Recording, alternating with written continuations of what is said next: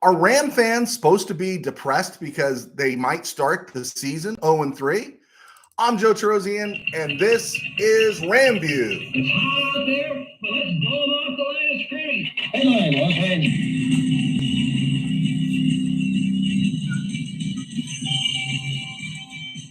Los Live from the studios of the Ram Cave, I'm Joe Terosian, and this is RamView, the July 28th, 2023 edition, brought to you by Kistler Law Firm. Injured in an auto accident? Need help? Got questions? Call Kistler Law at 661-206-6990. That's Kistler Law at 661-206-6990. And check out KistlerLawFirm.com. That's one word, KistlerLawFirm.com. Kistler Law, they've been fighting for you since 92. And by Temple City Auto Repair. Having some auto issues? Get yourself some John and Henry at TempleCityAutoRepair.com. And of course, by Granite Ridge Christian Camp, a place where your life can change. All right. So, is it a surprise to Ram fans who are paying attention to believe that their team could start off the season 0-3? I watched another national reporter yesterday talking about how bad the Rams were going to be, and if they get off to a 0-3 start, win only two games in the first 10 weeks, maybe they ought to start thinking about next year and tanking. Well, again, here's the struggle when it's always the national and you're not listening to people who are doing the more focused stuff. And I'm not just saying that about me. It's not out of the realm to see the Rams starting the season 0-3. Rookie defense, young defense, and we've shared that. Aaron Donald has 7,000 career snaps. The rest of the defense combined has 5,000 career snaps. I mean, this team's going to struggle early. I project they're probably going to lose in Seattle. And barring the fact that, unless Brock Purdy crashes to earth or somehow his elbow's not working, I think they're going to lose against Frisco at home in week 2. And then they're going to go Monday night to the Bengal country, to Cincy, and they're going to win there. I just don't see it. But that doesn't mean I'm lost on the season. In fact, I project the Rams to start at least 1-4. They're going to lose their first 3. They're going to win against Arizona. They're going to win against Indianapolis. They're going to lose to Philly and Pittsburgh. They're going to beat Arizona, and they're going to be 2-6 going into week 9. And then that's when I think things are going to start to turn. And then the second half of the schedule gets a lot easier for the Rams. But again, you got to look at it and not just look for clickbait and trying to create controversy. If the Rams start 0-3, don't panic, okay? Don't panic. This team, I think, is going to be okay. Doesn't mean they're making the playoffs. That means they could be in that contention for it because the NFC is going to be so bad. There are going to be opportunities. There will be opportunities to compete for a spot. Right now, in our projected Rams season that we're looking at right now, currently heading into week 17, we got the Rams looking at about 8-7 with a strong back half. Okay, so yeah, it is RamView. Want to hit some stuff out there that just before we get into the NFL and get into the Rams, the Stetson Bennett throw to Demarcus Robinson, the signing of another, heavy safety and Sterling Weatherford and all that kind of stuff. Let's just make a quick note about Colorado leaving the Pac-12 for the Big 12. Just another symbol of the Pac-12 is a disaster. I mean, they're folding faster than the Soviet Empire. All right. I'm expecting, Bulgaria and Poland and all these other countries to join in the form that Arizona State, all these other schools are probably going to want to bail. If you're Oregon and Washington, you're wondering what they're thinking. And then there was always thought about San Diego State because they've really risen in athletic prominence of late. They're going to be a natural fit for the Pac-12, but really the Pac-12 is a disaster. And really, would you want to join the Pac-12? If I'm San Diego State, I might think I'm doing just fine where I'm at. I'd at least think twice about it. Also, the Pac-12 situation, and I didn't do any deep study on this, but I'm going to do this hopefully to get correction. In my experience, whether it's sports writing, pastoring, just living life, I'm guessing the people calling the shots at the Pac-12 probably come from an academic background. And there's the problem. People in an academic background should stay in academia. I'll give you an example. a pastor should not think he's a businessman or a psychologist. A sports writer, shouldn't think he's always the managing editor, right? People who are teachers shouldn't assume they know everything just because they're teachers. And to me, the Pac-12 looks like it's run by a bunch of educators who don't know how to do business. We see this at the local level too in our schools. You put educators in charge of something, and if it's outside of a classroom, not everybody that's an educator is fit to run a board. But they get the golden handshake. They're moved up to the school board level, and it's like, what are you doing here? Camps, schools, churches. We bring these people in who know that business, but then we're asking them to do network contracts, and it's not what they're geared for. Also, there's this strain in academia that views all sports as equal. All sports aren't equal. I keep reading about how the women's ratings are up, but are they going to hit the 1.5 billion that watch the men's World Cup final? Are they going to hit that? The game against the Netherlands, the USA and Netherlands, was about 5.5 million. The game between Argentina and who was it? I forget. But Argentina won the World Cup, was 1.5 billion. Not all sports are equal, and any person that's in charge of these college groups, it's like, well, we got to be fair and equitable and all this stuff. No, football drives the boat, and so does men's basketball. By and large, anything else is going to spell failure. Women's basketball's come up a little bit, but if you're not recognizing that football's the drive the boat, no one's going to watch women's volleyball. I had the Pac-12 network very briefly. Boy, what a yawn fest. I really don't care about half the stuff they're showing. And basically the Pac-12, which is such a tragedy because you grew up watching these Pac-12 schools who you hated during the season. But I have to tell you, nothing was sweeter than watching UCLA beat Woody Hayes' Ohio State in '75, or seeing Warren Moon and the Washington Huskies defeat Michigan. I've seen USC beat a much better Ohio State team in '84 with Tim Green and Timmy Ware. You love the Pac-12 because they always had this way of because they were the passing conference. They were the little more progressive offensively conference than the Big Ten. And now they've lost the battle and they're going to go the way of the Southwest Conference. And it's just kind of a shame, but it's all on itself. And I'll take correction. If they got a businessman in charge, okay, tell me. But I don't know. I've seen the footprints here, the fingerprints look eerily similar to everything else I've seen fail, is that when they put somebody outside of their lane in charge of something. And stay in your lane, bro. And that's it. We got to stay in our lane and do what we do best. If we're teachers, if we're pastors, if we're psychologists, not all of us are businessmen. We like to put on the glasses and think we are, but we're not all businessmen. Okay, I got that off my chest. Good luck to Colorado. Good luck to Coach Prime. All right, around the NFL, really interesting news. I thought this was interesting. Aaron Rodgers redid his deal to where it's a 2-year deal for just 75 rocks. That's about 37.5 a year. That makes him severely underpaid in this current NFL.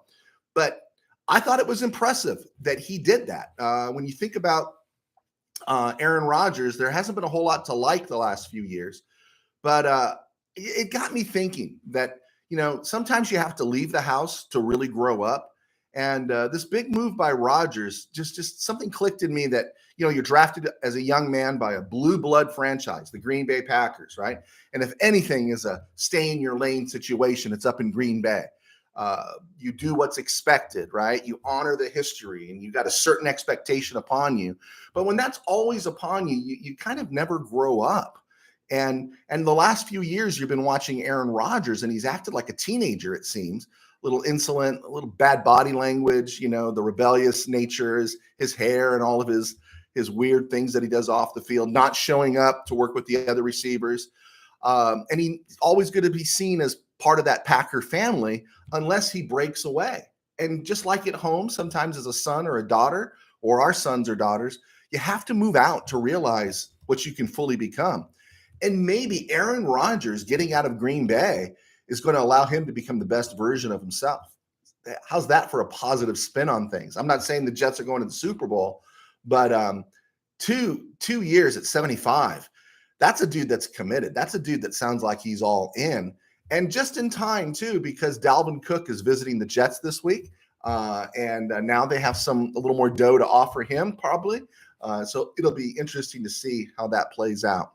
Jalen Ramsey did not tear his ACL, but will need surgery on his meniscus, 6 to 8 weeks. I've had that surgery. And what they're saying is true. You get wheeled in, the doctor tells you, now we're going to open you up and we don't know what we're going to find. If we have to trim it or just shave it, it's just 6 weeks. If we have to sew it, it's going to be 6 months. And so I asked them, because I've had friends doing artho before. I said, my friend got to stay awake and watch his surgery. He said, oh, no, we got to put you out. Kaiser. I don't know. Maybe somebody wasn't going to get their dough if I wasn't put out. And so I went to sleep not knowing if I was looking at 6 weeks or 6 months recovery. Turned out all they had to do was shave and trim, and I just needed 6 weeks. And for 5 weeks and 6 days, I thought they screwed up the surgery, because every time I did the workouts diligently, the rehab, it hurt. It hurt. Literally by the end of the 6 weeks, my knee was fine. And so Jalen Ramsey, he has it now. He's back by October. And kind of interesting for the Rams, though. Could you imagine, after the season the Rams had last year, if Jalen Ramsey had been in camp and then you see him go down? It's like, oh, man, it happened to the offensive line last year. It could happen to the secondary this year. Speaking of the secondary, Budda Baker from the Cardinals got his dough. He had a little bump up in his contract. I think he's going to be making someplace north of 15 rocks a year, close to 16 rocks a year. And so good for him. But it's Cardinal football. Who pays that much for a safety? Why would you pay that much for a safety? I like Budda Baker as much as the next guy, and Minkah Fitzpatrick as much as the next guy. I like these guys. But I also like the fact that the Rams have gone to the Super Bowl twice in the last 5 years and been competitive most of this time for the last 6 years by not paying their safeties. And 3 generations of safeties have come through with the Rams since McVay got there, and I think they're doing just fine. I think the safety position can be a bit overpaid. Maybe it depends on your scheme. Joe Burrow's calf injury. Sometimes those calf strains can linger, and so they're just going to shut him down for a while. I thought it was interesting. I didn't realize, I had forgotten that in 2021, Burrow had missed camp because he was recovering from his knee injury. So literally all of 2020, 2021, 2022, he's never really spent any time in August playing ball. Last year, of course, was the appendectomy. You don't want him to be hurt, but hey, maybe if he looks a little rusty in week 3 on Monday night against the Rams, that'll be good. A little closer to home, playing for the week 2 opponent of the Rams, the 49ers, Nick Bosa has not reported to the 49ers camp. He is currently making 8.3 rocks a year. He's considered by many to be the best defensive player in football. He has an estimated value, according to Spot Track, of 28.6. Do the 49ers have that? I didn't bother looking up their I didn't bother looking up the 49ers cap availability. We know, as the Rams have proven, if you want somebody, you can make it work. But I just get hesitant paying anybody Aaron Donald money. Aaron Donald is Aaron Donald. Nick Bosa is really good, but Aaron Donald's going to be remembered in the Mean Joe Green way, in the Deacon Jones way, in the Merlin Olsen way. Is Nick Bosa going to be that guy? I don't know. And I just think it's great because, 1, the 49ers always have people get hurt. 2, I'd love to see them max out their salary cap and have some salary cap issues. 3, they believe it is their window. And so I think they feel some urgency. So this is kind of good news for the Rams. Even if he gets the contract, he comes back in real soon, but he's not reporting right now. And so I'm good with it. So this is all good news for the Rams. Let them max out that contract. Give him all the money he wants, and let them suffer the consequences for it. He is a great player. But remember, J.J. Watt, the back half of his career, missed a lot of time. And Bosa's got, 4 years in now? I don't know. I'm just saying. Saw the thing where it's, who was it? LaDainian Tomlinson was saying Justin Fields was equal to Trevor Lawrence. Yeah, or better. Justin Fields cannot make the throw Trevor Lawrence makes. He just can't. I've seen him. This guy struggled against Northwestern in the Big Ten final. He's won 5 games in the NFL? He's got an arm, but he just can't make those throws. Now, he's got better legs than Trevor Lawrence, but Trevor Lawrence's legs aren't exactly bad. He did a lot of running in his days at Clemson. I think that's just going to age really poorly unless Justin Fields comes up. I like the Bears. The Bears are interesting this year, and I don't hate Justin Fields, but Trevor Lawrence has already got a major comeback in the playoffs under his belt and a nice run there last year. I think sky's the limit for him unless there's some other extenuating circumstance. Finally, before we get to Ram news or starting Ram news, Tyon Evans was the running back the Rams had signed in the undrafted free agent period, and they cut him really early, like right at the beginning of OTAs, right? They kicked him to the street. A lot of people thought this guy had a chance to make the team. Depth back, special teamers, signed by Carolina immediately. Well, he was cut the other day by Carolina. Just wanted to say thanks for the time, Tyon Evans. All right, really getting into Rams news. I saw the highlight of Stetson Bennett's throw to Demarcus Robinson. There was some good stuff there when you watch that. Quarterback Stetson Bennett, who he's kind of growing on me. I have to give credit to some other sports writer friends who really liked him, but I didn't. But he seems like a playmaker, which, man, that's all you could ask for in your backup. Maybe a little riverboat gambler. Maybe he won't be super efficient, but I don't know. He just strikes me as a guy that can make plays. And that throw to Demarcus Robinson, it wasn't Bennett that stood out. It was Robinson that stood out. And what struck me was Robinson's catch. And what that catch meant was, it was a great example of what Van Jefferson doesn't do. Demarcus Robinson made that catch, came back, contorted his body, fought for the ball. You don't see Van Jefferson making those plays. And that's why, Van Jefferson seems to have a ceiling this goes back to his second year, the year the Rams went to the Super Bowl, and he's got a tender knee, had 2 surgeries last year. They're taking it easy on him.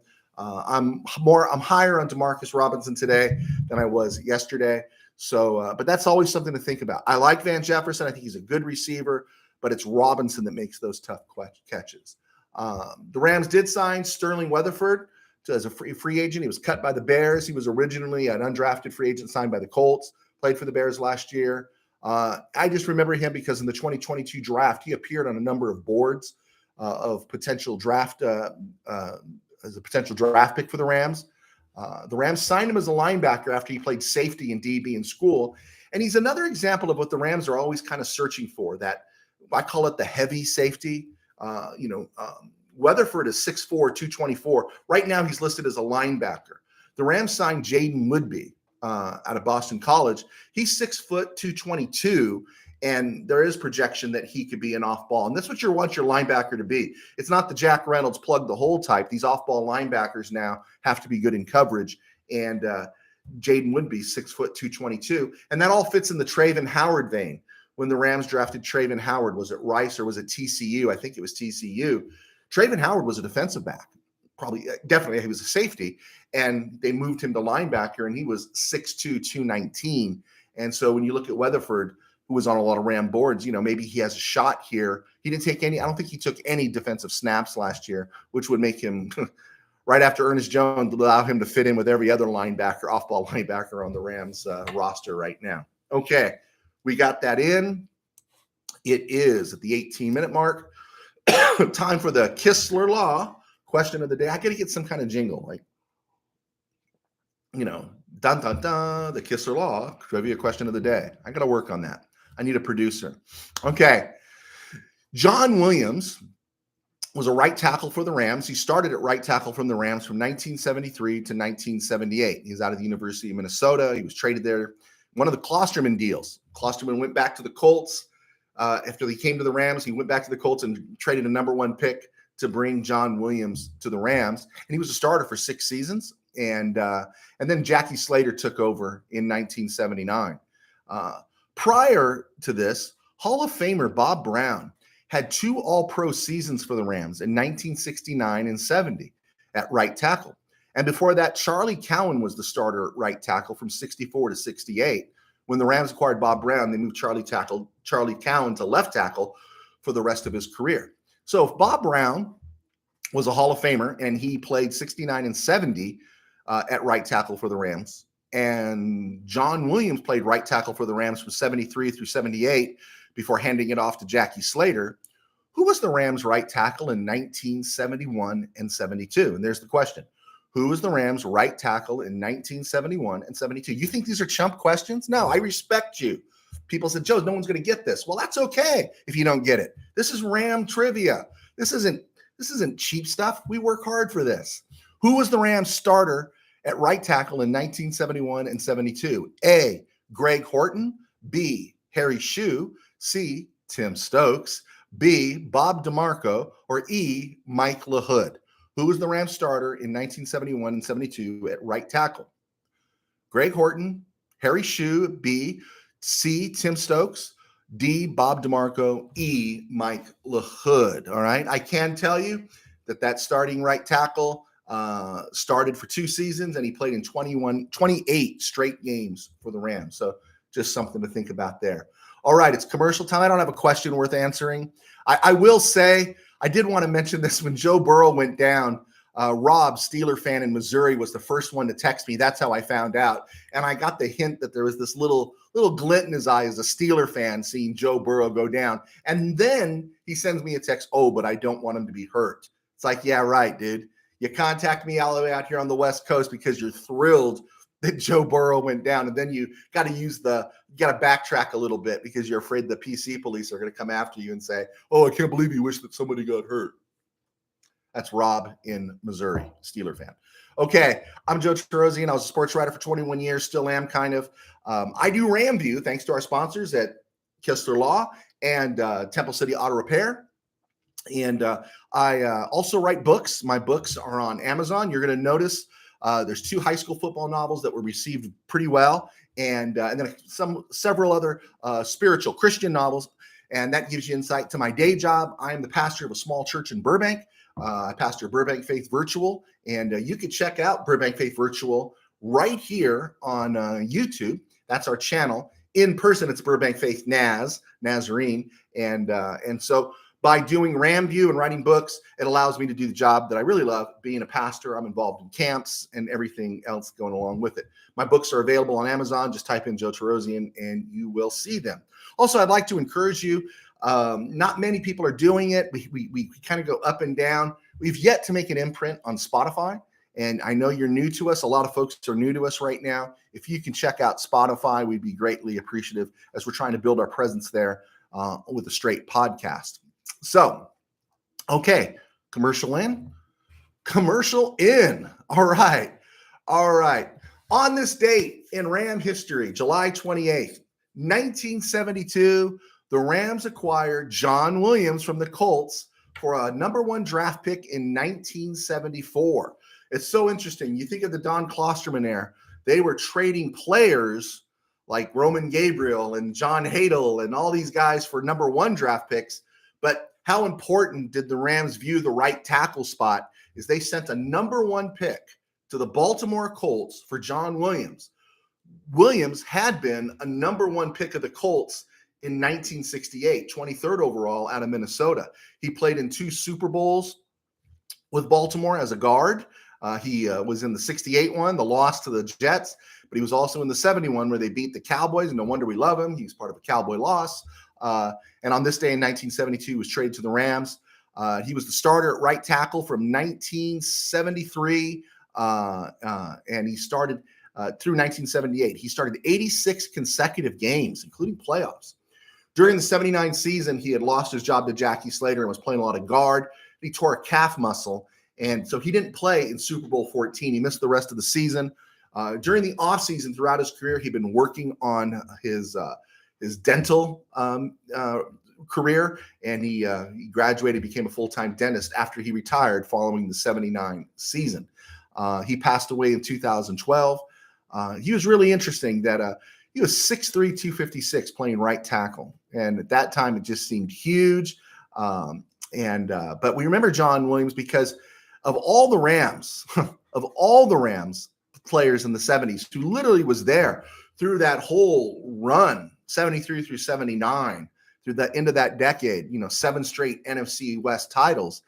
Hey, people remember Hara and Mack, Iman and Saul. They remember Harold Jackson, Ron Jesse, McCutcheon, and all these guys. They remember Jack Reynolds. They remember, Nolan Cromwell, Dave Elmendorf, and all these perennials, Rod Perry, and Pat Thomas. Bill Simpson. We remember all these guys, but the one guy that gets overlooked, he never played in a Pro Bowl, but he started 86 consecutive games. You could rely on him. He played right tackle. People remember Charlie Cowan. People remember Joe Schiavelli, Dennis Hara, Tom Mack, Ken Iman, Rick Saw, and eventually Doug Smith. People remember those guys. Doug France. But the guy that is forgotten is John Williams. And he was traded on this day to the Rams in 1972 for the first round pick of the Rams in 1974. That turned out to go 24th overall. And that was Roger Carr, who was taken by the Baltimore Colts. And he had a nice career at the Colts. In fact, in 1976, he caught 43 passes. Back in the 70s, when a receiver caught more than 40 passes, that was a big deal. They used to make a big deal about Bolitnikoff had like 7 or 10 straight seasons of 40 catches or more. And so Roger Carr in 76 caught 43 passes for 1,129 yards. You know what that works out to? 25.9 yards per catch and 11 touchdowns. Amazing. He only had one other season where he caught 55 passes that exceeded that, and that was the only time he cleared 1,000 yards. But he had a nice career. You know, as people would say, that white dude could run, and he was really good. And he finished his career in San Diego after a brief stop with the Seahawks, but spent, about, I think 8 years with Baltimore Colts before they went to Indianapolis. Got into a fight with Frank Kush, who everyone got into a fight with Frank Kush, and he got himself shipped away. But he was part of those Colts teams from 75 through 77 that won the AFC East under Ted Marchibroda, Burt Jones, and such there. But that was kind of a good trade, huh? Both teams worked out. John Williams essentially for Roger Carr. On this date in 1980, Eddie Brown was released by the Rams. Hallelujah. Hallelujah. Everyone just be happy about that. It was a stone groove, yes, my man. It was a stone groove when Eddie Brown was released. It was yes. a stone groove, my man. He was the guy that hung out Rod Perry to dry in the beginning of the fourth quarter in Super Bowl 14 when Pat Thomas sent Lynn Swann to the hospital. There's no way you were going to leave John Stallworth in single coverage. Even when I was a kid, we knew you don't leave John Stallworth in single coverage. Lynn Swann's not on the field. And Eddie Brown, without a play action fake, bit forward, and Stallworth blew by him. Perry, expecting inside help, nearly tips away the ball, nearly tips it away. And the rest is history. Never was a player more graciously released in Ram history, as far as I'm concerned. So long. It was a stone groove, my man. So long, Eddie Brown. I hope life went well for him afterwards. I hope everything's good. I wish him love, as Dolly Parton would say, but I just don't ever want to see him in Rams horns again. Okay, born on this day in 1995, celebrating his 28th birthday is Coleman Shelton. Coleman Shelton in a battle at the center spot with Brian Allen this summer. And we're going to see if he doesn't get the center spot, he probably moves to right guard. A lot of depth there. I like having Shelton and Brian Allen. I'd like to see Brian Allen win it and be healthy and have Shelton on the roster. That gives the Rams, again, more depth and he will be on the roster. Shelton will be on the roster, but a depth as an experienced center. On this day in 2011, undrafted free agent Jake McQuaid signed with the Rams. Who's Jake McQuaid? You remember Jake McQuaid? For 10 seasons, he was the Rams long snapper. In that perfect trifecta that was Greg Zuerlein and Johnny Hecker that made the Rams this solid, incredibly solid special teams group. McQuaid's bounced around a little bit. He went to the Cowboys, and I don't know where he's at right now. But he was in a line of Ram long snappers. Think of Mike McDonald. Back in the day, in the 80s, he was a great Ram long snapper. Massey, several guys were great long snappers. Rams have done well. Chargers collect quarterbacks from Kemp to Hadel to Fouts to Breeze to Phillip Rivers to Justin Herbert. The Rams collect good long snappers, and we're going to find out about the new guy real soon. All right, since we're not on the air tomorrow, we are going to cover this today. On July 29th, which is tomorrow, Lester Josephson would have turned 81. He passed away on January 1st, 2020 at the age of 77. Josephson was a white guy, 6'1", 207. Had a great year in 1967, was a Pro Bowler. Then he popped his Achilles, popped his knee. He didn't play in 68. And he was never quite the same, but he was an effective player. And the fact that he hung around with the Rams through the I believe the 74 season really says a lot about, actually, I think it was 75, that says a lot about his career and his determination. Played at little school called Augustana, and he had a really nice career. We made fun of him a little bit because he wasn't as cool as McCutcheon, but Lester Josephson was a really good player and would actually find opportunity probably on the field today. On this day in 1980, July 29th, 1980, Dave Elmendorf retired. His last game, of course, was the Super Bowl in January of 1980. And at the end of July 29th, 1980, he retired. The Rams had drafted Johnny Johnson. They had Nolan Cromwell. They had drafted Leroy Irvin. They had Rod Perry and Pat Thomas. The Rams secondary was in good hands. Elmendorf had been with the Rams since 71, and he was a starter all the way through. Very underrated player. Not forgotten, but very underrated strong safety for the Rams. Finally, on this day in 2019, Steven Jackson signed a one-day contract and retires as a Ram. And I have to say this. Steven Jackson is just overlooked. In his career, he rushed for 11,443 yards. As a Ram, he ran for 10,138 yards. He scored 69 touchdowns on the ground, 56 of those with the Rams. He caught 461 passes in his career, 407 of them with the Rams. And, he was drafted first round, 24th overall in 2004.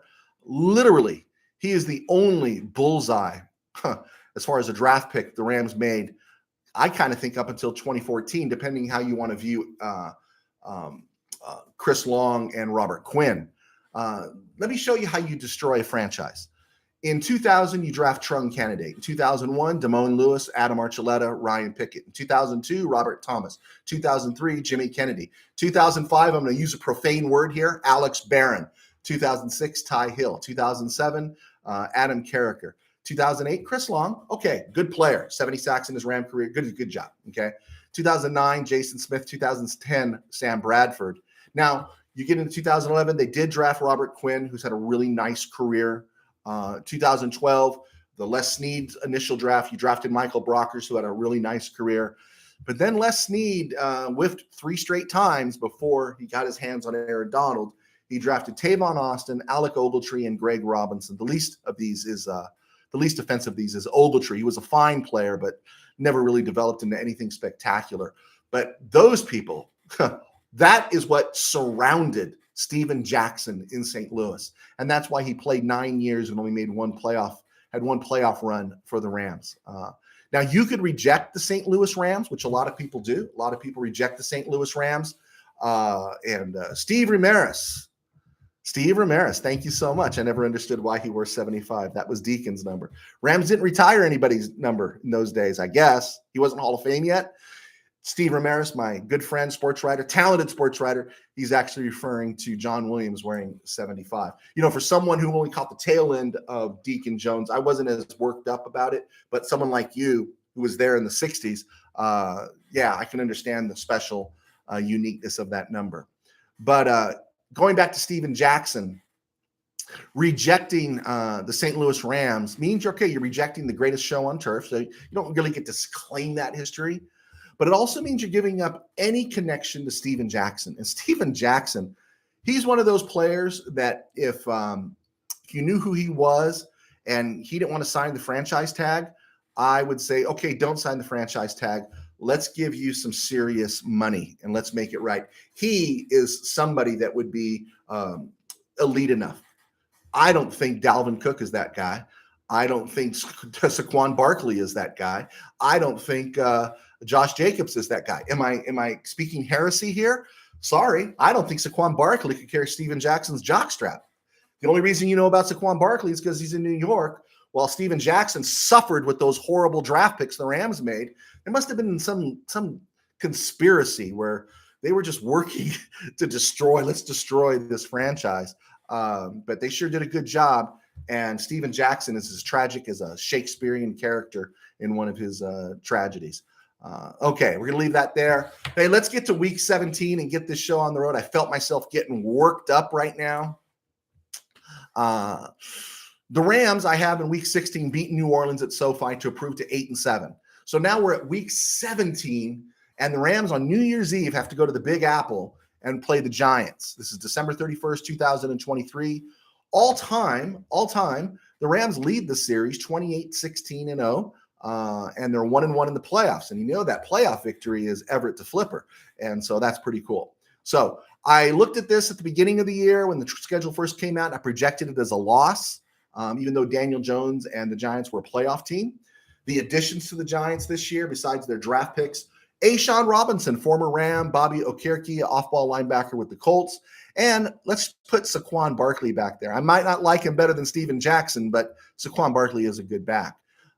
Subtractions, nothing serious. And then they drafted Deonte Banks, corner, great cover corner, supposed to be a great cover corner, 18th overall out of Maryland, and John Michael Schmitz, the big bruiser, number in the second round at number 57. Rams have gotten Havenstein and Tutu Atwell at number 57. Just thought I'd throw that out there. Looking at this Giants defense, because we're focusing on the defense this time around. Then when we come back, we're going to look at the offenses of the teams the Rams are playing. The safeties aren't great. Strong safety, Xavier McKinney, was drafted 36th overall out of Alabama. He had a really nice season in 2021, but last year he struggled. He missed half the year, and so he needs to bounce back. It's not a deep secondary there. Corner, of course, they drafted Deonte Banks, but Adoree Jackson is the best they got coming back, and he had a nice year, but he only played in 10 games. And he has not played 1,000 snaps since his rookie year in 2017, and he has not played 900 snaps since his second year in 2018. I like Adoree, but that is a dude that is the epitome of fragile. Okereke from the Colts, he's solid. He's a really good off-ball linebacker, and that should help. At the edge, I'm not a real big fan of their edge players, and I wasn't a big fan of Kayvon Thibodeau. Kayvon Thibodeau was drafted 5th overall, 2022. He, out of Oregon, he fits the suit. Kayvon Thibodeau fits the suit. But I don't know. Something about Kayvon Thibodeau tells me he just doesn't have the eye of the tiger. He only has 4 sacks. I think he's a bit of a dandy out there on the field. I think he really likes the way he looks. I kind of lost it a little bit for him. I didn't like him during the course of his senior year with Oregon, and then he set out the bowl game his senior year. I don't know. I'm just not a big Thibodeau guy. Maybe he'll prove me wrong. But 4 sacks for the 5th overall guy, I wasn't real impressed. But the defensive line is where the Giants have their strength. At 6'4", 342, Dexter Lawrence is a beast. He had 9 sacks last year. He got a new contract, I think, because he deserved it. And he is an incredible player. And then alongside of him is a very good, not great, former Trojan named Leonard Williams. He goes at 6'5", 302. And you put him alongside Dexter Lawrence, and that's heavy up the middle. That's really heavy up the middle for the Giants. And so when I look at this, disregarding their offense, how is the Rams offense going to attack this defense? I think they're vulnerable in the secondary. And I also think if they can keep Dexter Lawrence from coming up the middle and gear towards that, the edge rushers do not. I don't have any fear of those edge rushers just yet. And we're gonna see a lot of changes and things happen by the time we get to week 17. And again, like I said, the Rams and Giants are in the Meadowlands, and it's Everett to Flipper and sudden death. I see the Rams right now, even though we're not in the Meadowlands anymore. I see the Rams beating them with the pass on New Year's Eve in the Big Apple. I think the Giants are a good team, and Dable is a good coach. Brian Dable is a good coach. But I like the Rams coach. I don't know if we give Sean McVay enough props. Does that sound crazy that we don't give Sean McVay enough props? The guy knows how to coach. And here's the other thing too. He knows how to keep his players in the game. You know, when you were watching the Rams last year and they were out of everything down the stretch, Bobby Wagner and Jalen Ramsey, they were still playing hard. This team was still playing hard, and there was nothing to play for. But yet, their coach got them to play. That's a credit to McVay, let alone their own professionalism. That's a great credit to that. So I see the Rams, if everything is healthy, right? Of course, that's the variable on everything. But if the offensive line is what we think it's going to be, if the rest of this offense holds up and Stafford is upright, wow, I think the Rams and a playoff berth is still within reach. I think the Rams win this game. I think they do. And so right now I'm putting this win in the Rams column. and they're going to be at 9-7 heading into Week 18 at the beginning of January of 2024 to go play in Frisco at Levi Stadium. So 9-7 or 9-8 might get you in the playoffs as a wild card team in the NFC. We don't know. Like I said, high end for the Rams, 10 wins. Low end, 7 wins. And it's those 8 and 9 games. This giant game right now, the Ravens in Week 14. Those games seem up in the air. The one I feel pretty confident about is Lambeau in Week 9. I do see the Rams. That's where they're going to turn the corner. I think they get off the snide there with an overrated, I think, Green Bay team that I think is aging a little bit, but we'll see. So the Rams right now are 9-7. So we got through the show. It was a stone groove. I love playing that. It was a stone groove, but I got to answer the trivia question right now. So here's the trivia question. I'll give you the backdrop. John Williams, wearing number 75, Deacon Jones' number, Steve. He started at right tackle for the Rams from 1973 through 78, and then Jackie Slater took over in 79 and held it, forever. Prior, on the other side, from 1970 to 1969, 1970, Bob Brown, a Hall of Famer with the Eagles, Rams, and Raiders. He had 2 Hall of Fame All-Pro seasons with the Rams in 69 and 70 before he was traded to the Raiders. Prior to Bob Brown, it was Charlie Cowan from 64 to 68 who was the right tackle. And when Brown arrived from the Eagles, the Rams moved Charlie Cowan to left tackle. So if Bob Brown from 69 to 70 was the Rams' right tackle and John Williams from 73 to 78 was the Rams' right tackle, who was the Rams' right tackle in 1971 and 1972? Was it A, Greg Horton, B, Harry Shue, C, Tim Stokes, B, Bob DeMarco, or E, Mike LaHood? Rams starting right tackle in 1971-72, did not miss a single game, played all 14 games both seasons. A, Greg Horton, B, Harry Shue, C, Tim Stokes, and D, Bob DeMarco, and E, Mike LaHood. Okay, there we go. Now that is going to do it for us today. Thank you, Steve, for clicking on, and thank you to everyone else that will be watching later. We just enjoy the new fans that are watching us, and we hope to grow. Please leave comments, hit likes, ask questions, because if I can't answer it, Steve Ramirez can. God bless, take care, and we'll see you soon.